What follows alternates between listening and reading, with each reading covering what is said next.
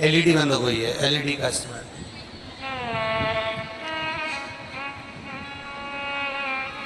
जब शिव मंदिर में हम जाते हैं, जब भगवान देवादिदेव महादेव के मंदिर में हम जाते हैं, तब कोई तुमसे पूछे कि अकेली शंकर जी के मंदिर में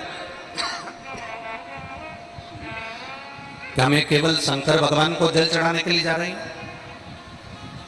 तब आपको कहना चाहिए मैं केवल शंकर जी को जल चढ़ाने के लिए नहीं जा रही हूं।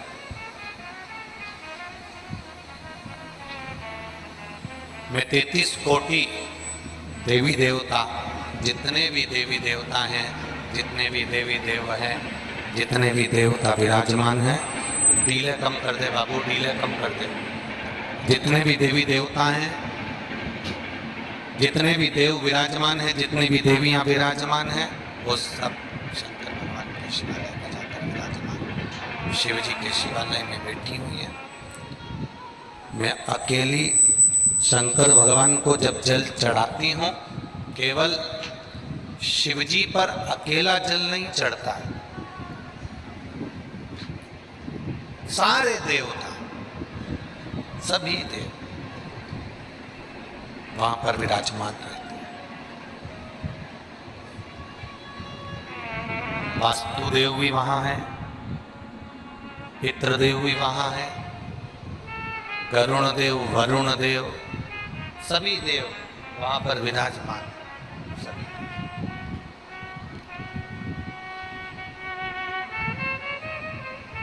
इतना स्मरण जरूर रखें, पवित्र जगह पर, तीर्थों में, मंदिरों में तुम्हारे हृदय की भी पवित्रता होना चाहिए, तुम्हारे चित्त की भी पवित्रता होना चाहिए।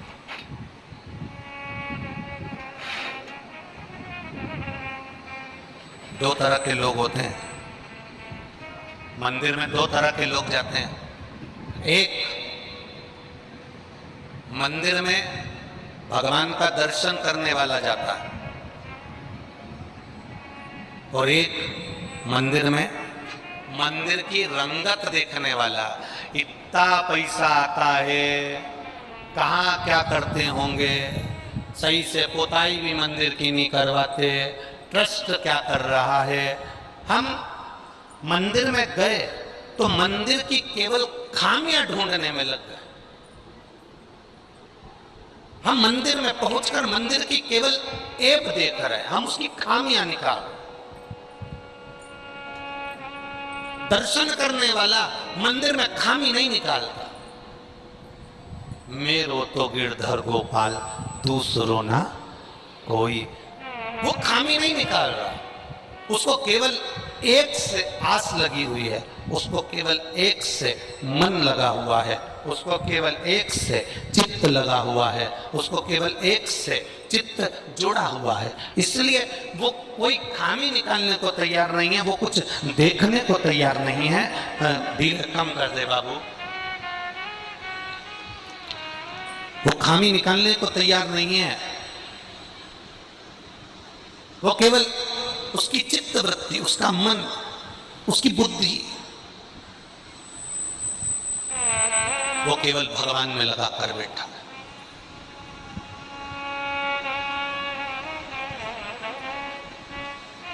बगुला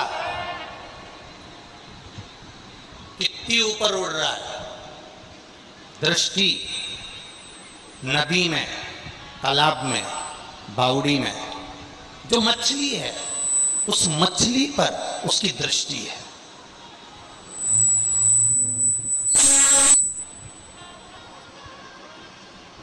उड़ कितना ऊपर रहा है वो, पर उसकी जो दृष्टि है, उसकी जो नजर है, उसकी जो दृष्टि है, उसकी जो नजर है, उसका जो ध्यान है, उसकी जो दृष्टि है, वो उस तालाब में, उस नदी में, उस सरोवर में, उस नदी के अंदर, उस सरोवर के अंदर, उस तालाब के अंदर मछली पर है।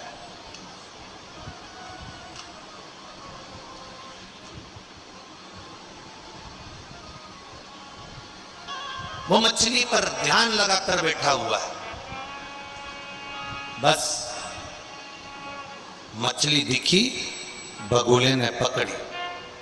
उसी तरह एक भक्त, एक शंकर का उपासक, शिव की आराधना करने वाला, राम की आराधना करने वाला, भगवान कृष्ण की आराधना करने वाला, उसकी जो दृष्टि होती है वो परमात्मा की ओर होती है कि बस परमात्मा को कैसे मैं प्राप्त कर लूं, भगवान को अपना कैसे बना लूं। उसकी दृष्टि बस वहां लगी होती है कि परमात्मा को अपना बनाना है तो कैसे बनाऊं।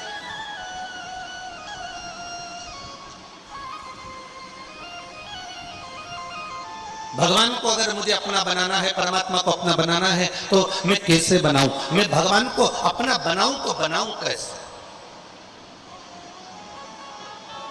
तीर्थ जाइए, मंदिर जाइए, देवालय जाइए, शिवालय जाइए, भगवान के दरवाजे पर जाइए, पर अपने हृदय की पवित्रता के साथ जाइए, अपने चित्त की पवित्रता के साथ, अपनी बुद्धि की पवित्रता के साथ जाइए।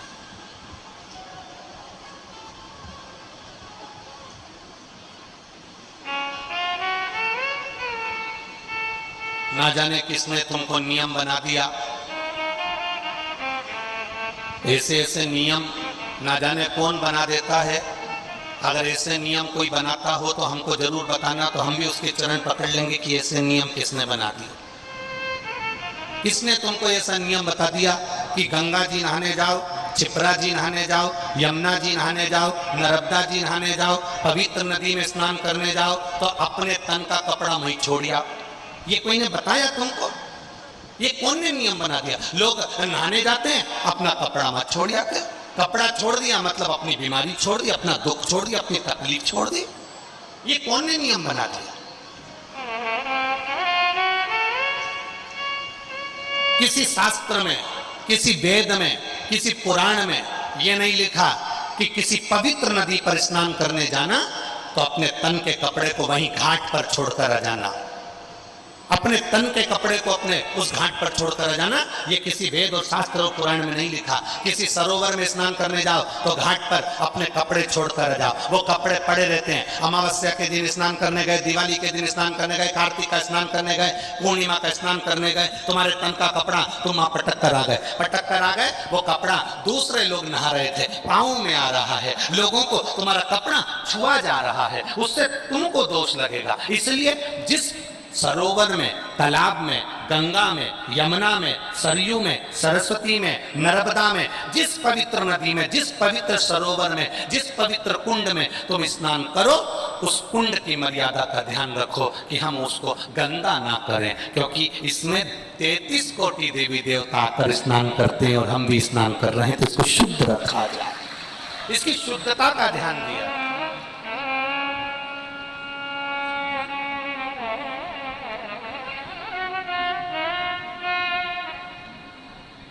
ये इतना बड़ा पुष्कर का सरोवर है।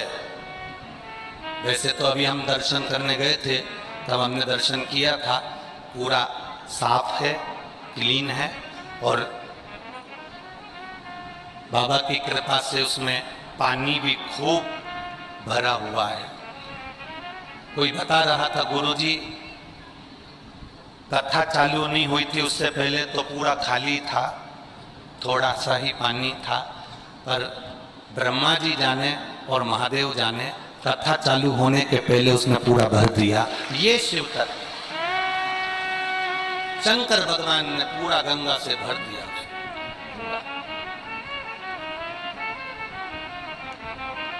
अब हम जब स्नान करने जाएं, पवित्र होना चाहिए हमारा सरोवर, हमारा तालाब, हमारी नदी, हमारे कुंड स्वच्छ।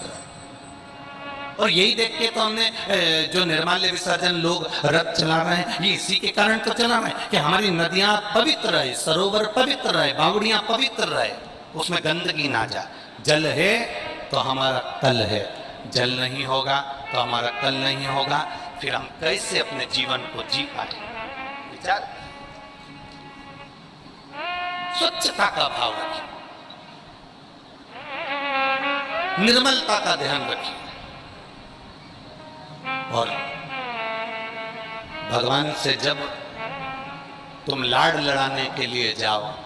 बहुत बहुत सुंदर बात है, बहुत स्मरणीय आनंदमय बात है। हम कहेंगे जब तुम देव अधिदेव महादेव से लाड़ लड़ाने के लिए जाओ, तुम शंकर भगवान से प्रार्थना करने के लिए जाओ, तुम शिव जी से विनती करने के लिए जाओ, तब तुम्हारे हृदय की पवित्रता का भाव का ध्यान कर जाना।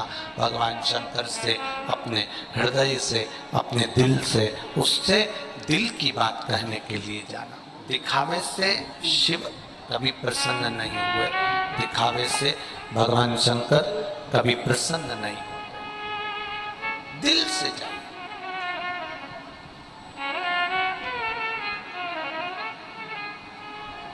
एक बात, अभी अभी चुनाव चालू होने वाले हैं।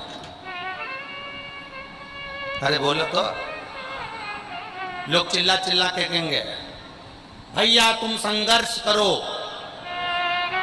बोलो, हमने तो नहीं बोला, तुमने कितनी जल्दी बोला। हम तुम्हारे साथ। फिर कोई ने चिल्लाया भैया तुम संघर्ष करो, हम तुम्हारे साथ हैं। अब लोगों को बुरा लग सकता है हमारी बात से, लग जाए तो लग जाए। दूसरी बार मत बुलाना कथा करने, उसमें कोई टेंशन वाला विषय नहीं।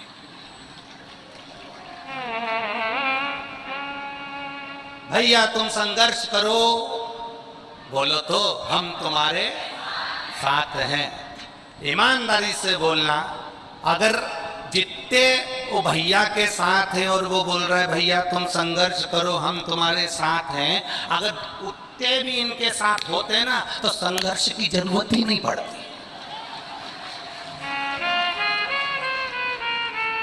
संघर्ष की जरूरत कब पड़ती है? जब साथ वाला भी साथ नहीं देता, तब संघर्ष की जरूरत पड़ती। अब जो कह रहे हैं भैया तुम संघर्ष करो हम तुम्हारे साथ हैं, अब ईमानदारी से बोला जाए तो ये जो चिल्ला रहे हैं हम तुम्हारे साथ हैं, अगर इतने भी साथ होते और दिल से साथ होते तो ऐसा कोई युद्ध नहीं जो जीत कर ना आ जाते। बस संघर्ष तब होता है जब अपने साथ छोड़ देते हैं। संघर्ष जब होता है जब अपना साथ छोड़ देता है। संघर्ष के समय पर लोग कहते हैं भैया तुम संघर्ष करो हम तुम्हारे साथ हैं। अगर मालूम पड़े अभी भैया के ऊपर थोड़ा सा तकलीफ आ जाए तो जितने साथ हैं सब अपने कमरे से बाहर नहीं निकलेंगे, फिर भैया अकेली लटक रहे।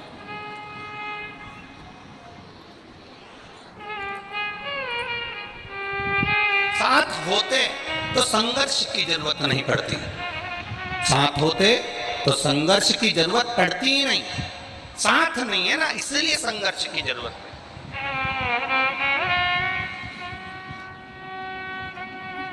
अब एक बात बहुत ध्यान देना, सत्ता, वैभव, लक्ष्मी, धन, प्रतिष्ठा, नाम, इज्जत, शोहरत पाने के लिए संघर्ष करना पड़ता है, पर भगवान का चरण पाने के लिए कोई संघर्ष की जरूरत नहीं। उसके चरणों में पहुंच जाओ वो प्राप्त हो जाए। नाम कमाने के लिए संघर्ष करना पड़ेगा, वैभव कमाने के लिए संघर्ष करना पड़ेगा, सत्ता कमाने के लिए संघर्ष करना पड़ेगा, सब कुछ करने के लिए संघर्ष करना पड़ेगा। पर एक बार जो भगवान का हो गया, एक बार जो परमात्मा का हो गया, एक बार जो महादेव का हो गया, जो भगवान के मंदिर में परमात्मा के चरणारविंद में जिसने जाना चालू कर दिया, उसको संघर्ष की जरूरत नहीं पड़ती है। जब मेरा महादेव हाथ पकड़ता है तो कीचड़ में से भी निकाल कर ऊपर कर देता है। वो देव अधिदेव महा पकड़ कर पार कर देता। एक पत्र आया देखिए,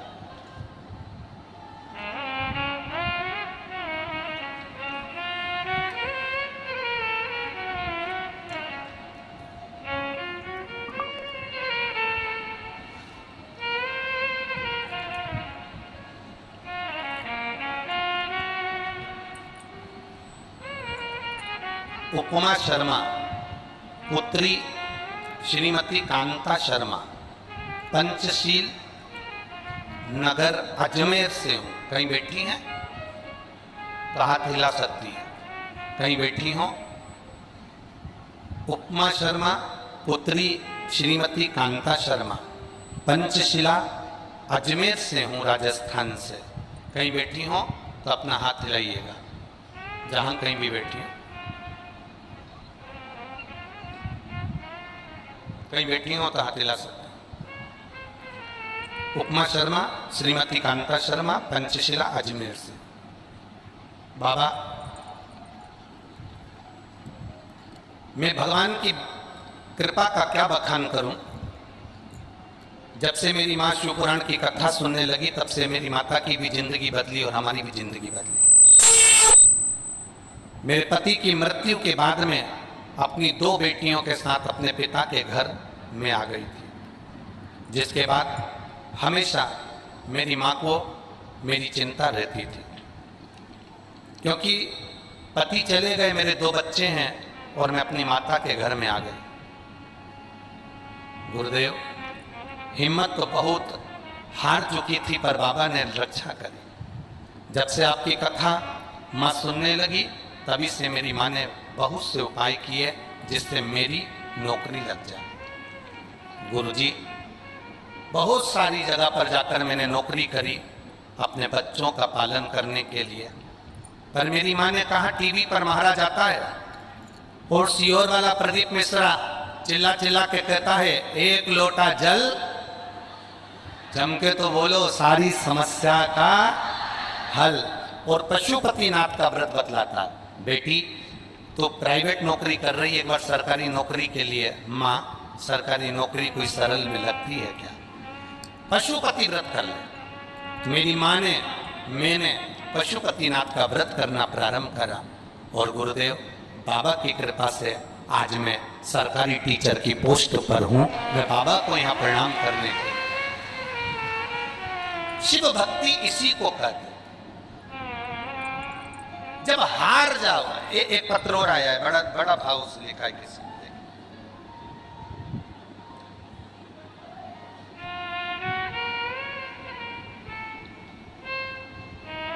रतन देवी दादीज ओझा, सुपुत्र कमलेश जी ओझा, भीलवाड़ा कनेचन, भीलवाड़ा कनेचन।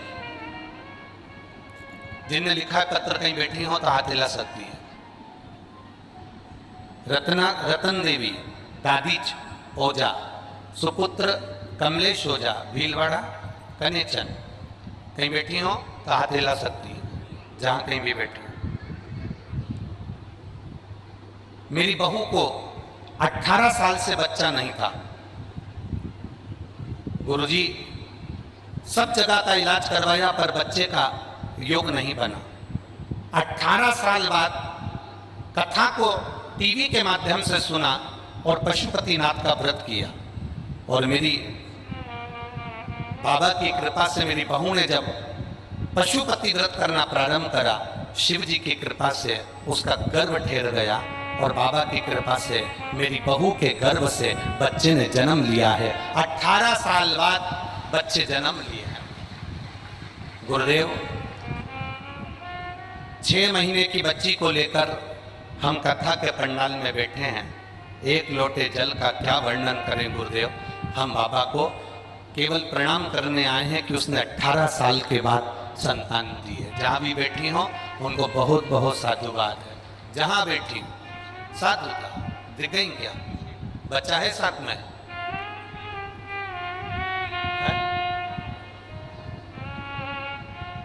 जरा हाथ हिलाइएगा एक बार वापिस, जहां बैठी हुई है। हाँ ठीक है, ठीक है, ठीक है, ठीक है। खाली न जाता कोई घर से तुम्हारे, मैं भी खड़ी हूँ नदी बाएं, अपने हृदय से लगा लो, लगा लो। गिरी जा रही हो, उठा लो। ये प्रभु की कृपा होती है। आपका विश्वास समाप्त नहीं होना चाहिए, आपका भरोसा टूटना नहीं चाहिए।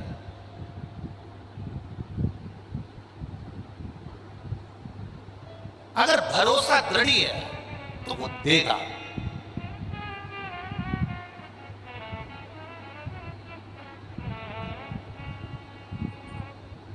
देखो, ब्रह्मा जी के दरवाजे की द्वारपाल, ब्रह्मलोक के दरवाजे की द्वारपाल थी, जिसका नाम था लंकनी। क्या नाम था? लंकनी। ब्रह्मा जी के दरवाजे की द्वारपाल थी। जो लंकनी रावण की लंका की भी द्वारपाल बनी, वो लंकनी पहले ब्रह्मा जी के दरवाजे की द्वारपाल थी।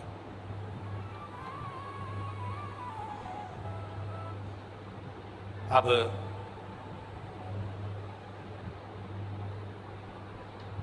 ये दरवाजे की द्वारपाल थी और बड़ी सुंदर थी, ब्रह्मा जी के द्वार की द्वारपाल। माता सावित्री, माता सरस्वती, माता गायत्री, माता लक्ष्मी,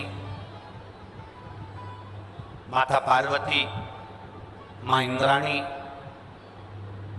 मां अरुंधति, इन सबकी वो बड़ी प्रिय थी। प्रियता से मतलब ये होता है कि जब जब पार्वती जी माता सरस्वती से मिलने जाती थी, या सावित्री से मिलने जाती थी, या गायत्री से मिलने जाती थी, तो सबसे पहले दरवाजे पर ये लंकनी मिलती थी और ये बहुत आदर करती थी, बहुत सम्मान देती थी।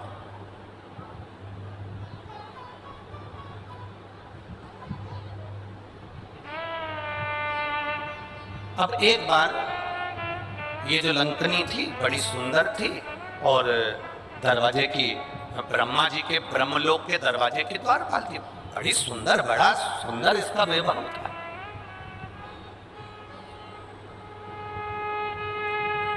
अब हुआ क्या, एक दिन दरवाजे पर लंकनी खड़ी थी और ब्रह्मा जी ने लंकनी को आवाज लगाया कि दरवाजे के द्वार बंद कर दीजिए। लंकनी का स्मरण नहीं हो पाया, क्योंकि लंकनी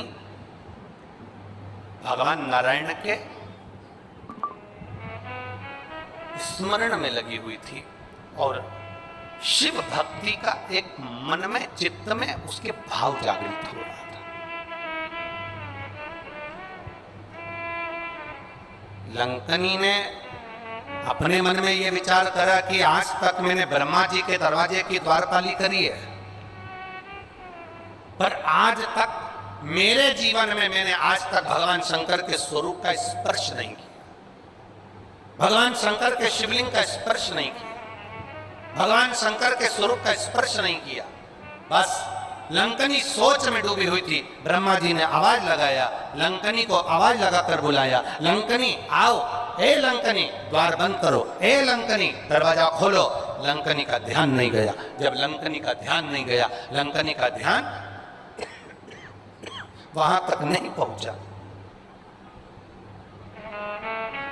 ब्रह्मा जी उठकर खड़े हो गए। ब्रह्मा जी आए और ब्रह्मा जी को क्रोध आया और क्रोध आकर ब्रह्मा जी ने श्राप दे दिया, लंकनी तू मेरे दरवाजे की द्वारपाल होकर तेरी चित्त, तेरी वृत्ति, तेरा मन और कहीं लगा हुआ है। मैं तुझे श्राप देता हूं, तू पृथ्वी पर जाएगी, मृत्यु लोक में जाएगी और रावण की उस लंका की द्वारपाल तू बनेगी।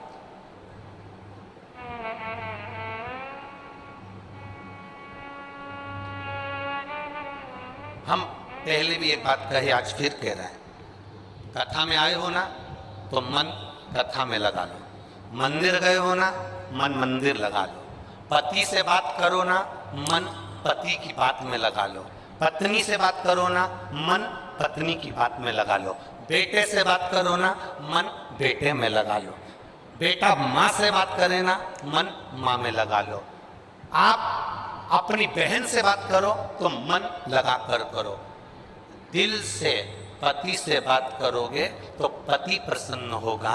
दिल से पत्नी से आप फोन लेकर आप पत्नी से बात कर रहे हो और पत्नी का मन कोई काम में लगा है, रसोई घर में लगा है, सिलाई में लगा है, बुनाई में लगा है। कई माताएं कथा सुनने के लिए आती हैं, साथ में झोला लाती हैं, इतनी सारी रुई लेकर आती हैं, कपास लेकर आती हैं, बैठ जाती हैं धीरे धीरे।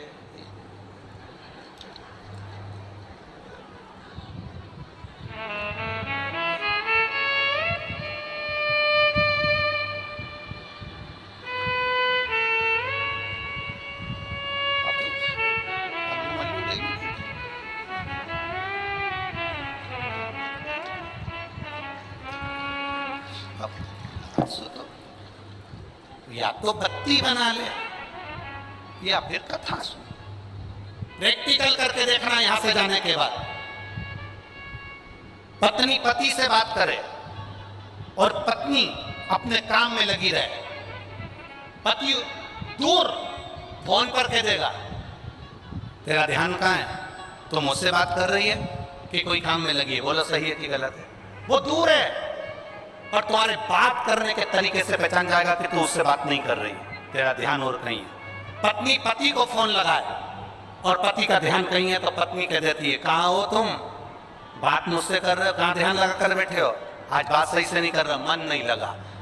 पत्नी पति से बात करे तो दिल से करे, पति पत्नी से बात करे तो दिल से करे, बहन बहन से बात करे तो दिल से करे, भाई भाई से बात करे तो दिल से करे, और एक भक्त भगवान से बात करे तो दिल से करे तो भगवान भी प्रसन्न हो जाता है।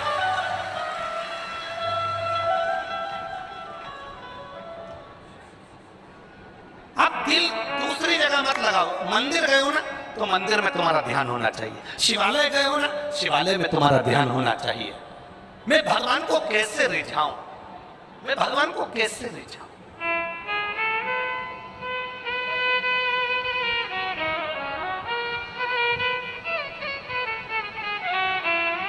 क्या करूं,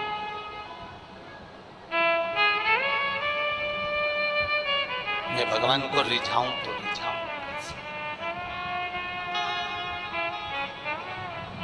अब चित्त तुम्हारा दूसरी जगह, लंकनी का चित्त दूसरी जगह। ब्रह्मा जी ने श्राप दे दिया तो पृथ्वी पर जाएगी और रावण की लंका की तो द्वारपाल बनेगी। लंकनी की आंख में आंसू भर गए। ब्रह्मलोक छोड़कर कहां मृत्यु लोक में भेज रहे हो, ब्रह्मलोक छोड़कर कहां देवलोक छोड़कर कहां इस पृथ्वी पर भेज रहे हो। इस मृत्यु लोक में मुझे नहीं जाना है, मृत्यु लोक में मुझे मत भेजो, मृत्यु लोक में मुझे मत पहुंचाओ। बार बार कहा गया, बार बार निवेदन करा गया। तब ब्रह्मा जी ने कहा क्या चाहती है, मेरा उद्धार, शंकर का स्पर्श करूं, मुक्ति पा जाऊं। ब्रह्मा जी ने कहा शिव का स्पर्श ऐसे नहीं हो सकता, शंकर का स्पर्श तो होगा, और शंकर का ही रुद्र अवतार श्री हनुमान जी महाराज तेरे को स्पर्श करेंगे, मुष्टिका का प्रहार देंगे, तेरा कल्याण होगा और तू वापिस ब्रह्मलोक में आ जा, वापिस ब्रह्मलोक।